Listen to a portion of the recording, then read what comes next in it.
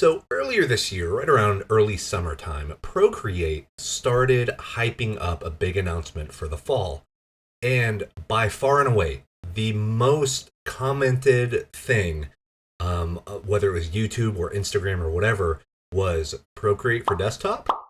That's been the biggest request for Procreate, is to stop being a native iPad app and move on over to other things. Procreate's really good, and a lot of people want to use it. So come September 8th, 2023 rolls around, and the big announcement is finally here, and it is Procreate Dreams, an animation suite coming out in 2024. And it's it's not the news that a lot of people were expecting. It looks really, really cool. I'm excited to try it. But there's still a need. There's still a want out there. The internet has spoken. Digital artists everywhere have clamored. When will we get Procreate for the desktop? And the answer seems to be no time soon. Unless there's already something available.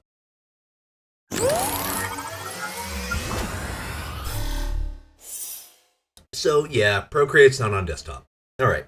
But that got me thinking, is there something already available that can kind of emulate or fill the void of Procreate being on the platform? And the answer is no. This sucks, man. Well, actually, the answer is kind of.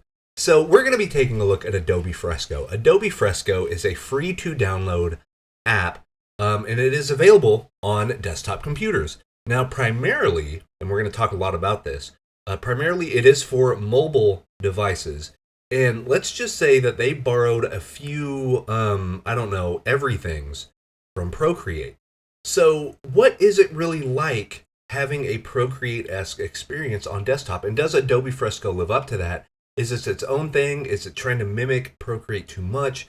Where are you going to run into maybe some hurdles? Is it worth the download? It is free to use, but if you're kind of anti-Adobe, is this going to change your mind? There's a lot to talk about here. So we're going to start painting this awesome screenshot from a cinematic of Diablo 4 of Lilith, the kind of death queen herself.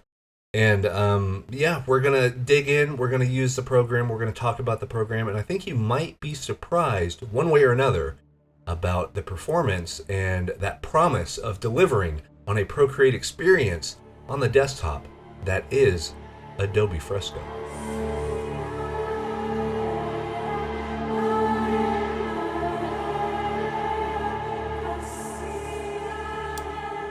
Alright, so let's start rocking out this time-lapse. And you'll notice that I've started recording later on in the process.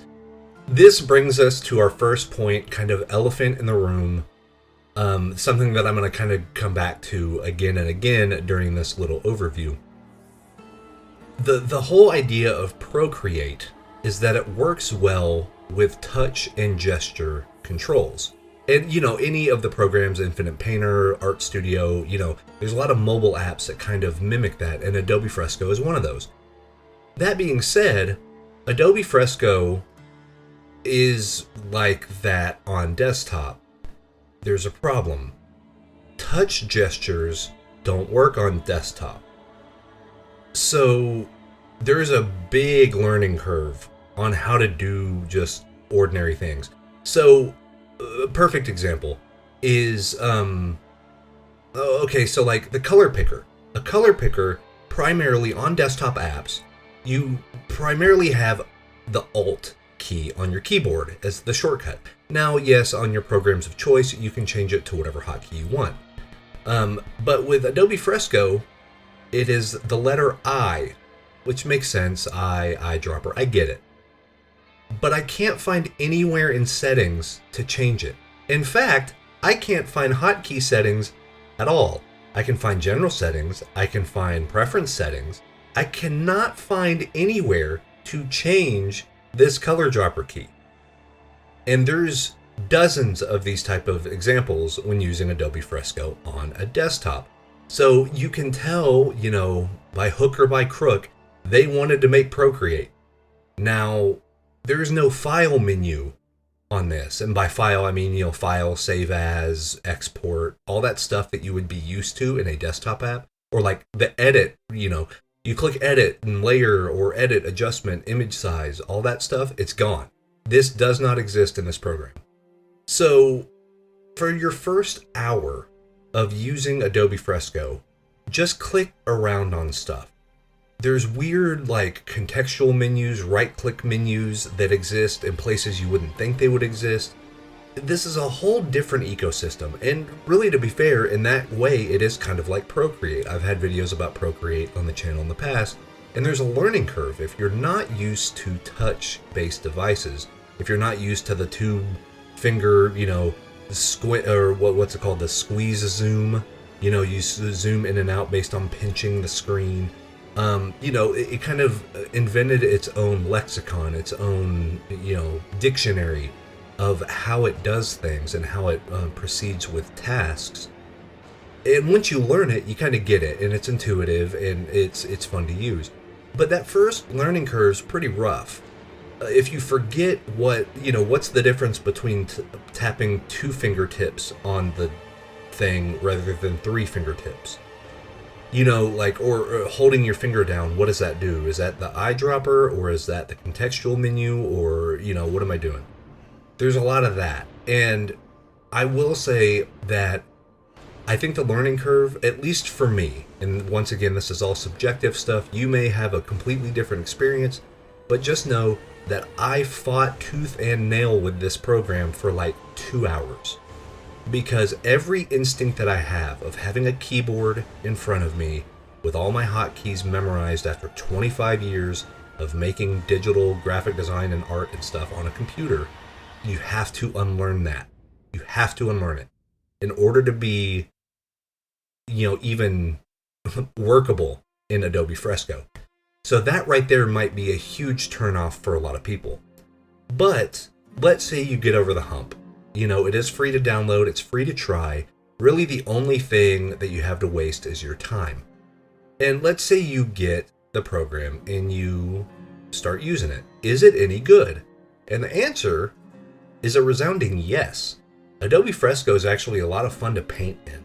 You're going to notice that I primarily just use a lot of the painting category, but the way it's set up, once again, very much like Procreate, you have categories. You have some for sketching and special effects and mixer brushes, and so everything's there kind of where you expect it to be. There's some great sketching tools with graphites and charcoals and things like that with some pastels.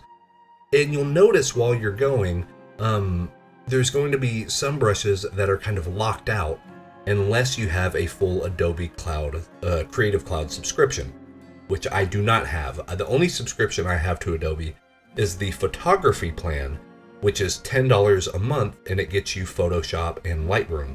Those are the only 2 real things I use to edit videos. I use DaVinci Resolve, which is free. So I'm a big proponent of kind of using what works, use what you're used to, save money where you can. And I, on that note, think Adobe Fresco is definitely worth the free download. The brushes are varied, they're responsive. There's a lot going on under the hood here that I think a lot of people are going to like. I do want to give a shout out to my favorite brushes on this program, and in my opinion, I know this is probably hyperbole, but it is worth the download by themselves. And that is the 2 Cezanne brushes. This is what I'm primarily using during this. There's a few other render type brushes that I like using, some with canvas texture and things like that, but the Cezanne brushes are outstanding. The Cezanne one is like it's a little stampier. I know I've used that term before. It's a little stampier with kind of the edges. The edges are this nice broken paintbrush, almost like if your filbert brush in traditional art ran out of paint or ran out of medium with working with oils or acrylics. It has this really great tooth to it, and I dig it. I think it's awesome. It's a great way to break up edges, and it's super fun to use. And then Cezanne 2 is this it's like a miracle brush. I have a bunch of brush packs for sale, and I've been doing it since 2019. And this one brush combines 8 different brushes.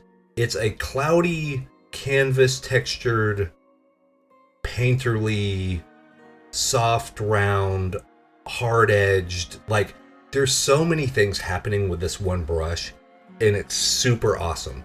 The way even it works in values, just black and white, it's fun. You just start making marks and they look good. It's like having the correct answer on a test, but whatever you put down is correct. It's awesome. It's really, really cool. And then the way it blends colors is really nice. It's just a banger of a brush. Like, I want to figure out what this wizardry is and try to recreate it in some other programs. But the nice thing is it does come free. It's one of the free brushes that you get with the program. And I really don't have a need to do a bigger subscription to get more brushes. And the reason why is this gets me to kind of the elephant in the room. So whenever you talk about, free to download art on desktop, the behemoth, in my opinion, is Krita. Krita's free. It runs off donations. The Krita Foundation's been doing incredible work for years and years. Hell, I wrote a book about it, about using Krita. But how does this work against that? Or, how different are they? And I would actually say very different. I would recommend getting both programs. I would recommend Krita. Definitely I would recommend Krita. But I would also recommend Fresco just to give yourself another set of tools. Give yourself a little different way of working. Because I always think the more tools you have, the better. Even if it's a brush, if it's something, if it's maybe a change of UI, if it's a change of how you're working, that can be enough to get you out of a creative rut. So let's say you're working on a piece and you don't know what to do with it, and you kind of know what to do, but you can't find the motivation to. Let's say you're working in Krita or Photoshop or Clip Studio or whatever. If you go ahead and export it out as a Photoshop file, a .psd, Photoshop document, that can import into Fresco. And then with Fresco, you can use the Cezanne brushes, or if you find some other of your favorite brushes, you can use those, get some really cool effects, kind of change your mindset, change the game a little bit, then re-export that back out and open it in your program of choice. So anything that works natively with, Photoshop documents is thumbs up in my book, because it allows you to work the way you want to work. So do I see myself using Adobe Fresco all the time? No, probably not. Partly because I have like 13 art softwares and I'm a madman. So, I have all of them on my desktop, and yeah, I don't know. There's probably an intervention of some sort I can go through. But neither here nor there. Let's say you just have a few programs. You have Clip Studio, you have Krita, and you wanted something a little different. I think Adobe Fresco would be a really strong choice. It would be something that, like I said, it's not really monetary investment, it's just time investment. But it gives you some different options, and it gives you a different workflow, and sometimes that can be the spark that makes it fun, that makes creating things a good time.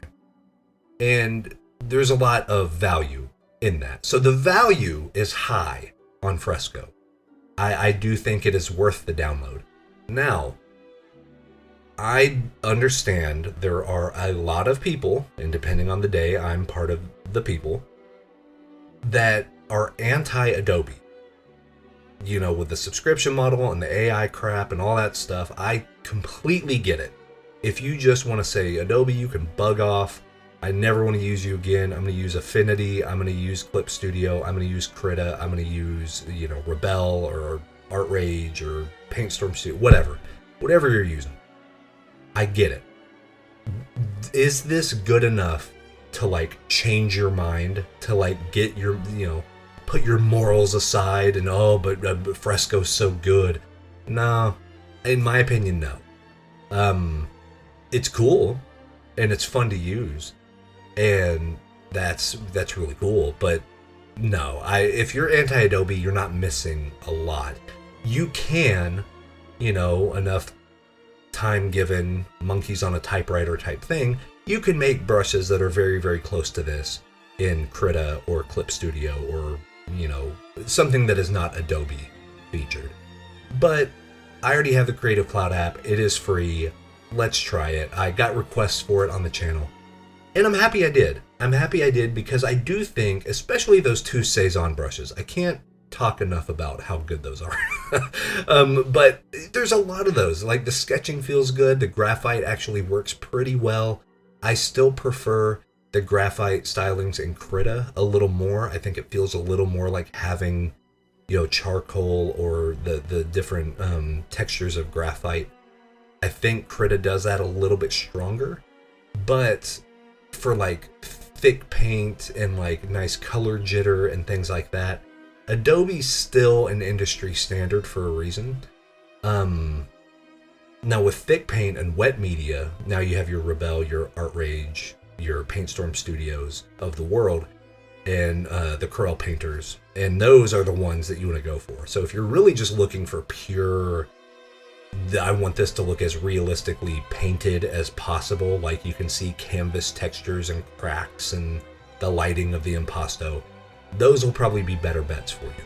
But if you want something to give you a variety of brushes, Painterly looks good, feels good to use, is free, and can work in your already established workflow as long as you can export in like PSD files, I say give it a shot, man. You might be surprised. This might be one of those that becomes part of your workflow. And, let's say I stop being an old man and shaking a fist at a cloud, and I get used to using these features and the UI and stuff like that. Yeah, I could see doing some fun sketches and things like that using Fresco. But is it going to replace something in my workflow? Probably not. It's just I know the other stuff too well. I'm so used to my hotkeys. Daddy needs his keyboard to do digital art. So it is what it is. I wish my monitor could do touch gesture stuff. Then I think my opinion about this would change pretty substantially.